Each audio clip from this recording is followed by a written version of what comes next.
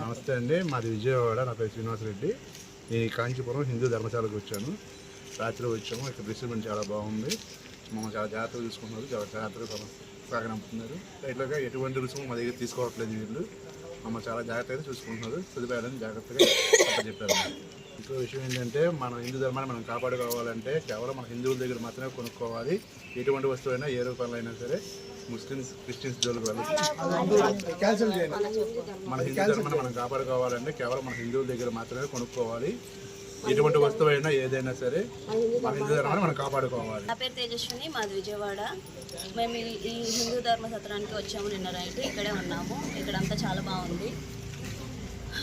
Okay, మనిషి అనుసరించాల్సిన బాధ్యత మరియు లోకంలో తన ధర్మాన్ని కాపాడు. శక్తిని పూజిస్తే విజయం ఖాయం.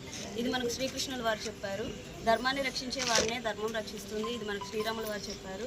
అందుకే మనల్ని రక్షించుకోవడం మన కర్తవ్యం. పాశ్చాత్య సంస్కృతి నుండి హిందూ ధర్మాన్ని కాపాడు. జై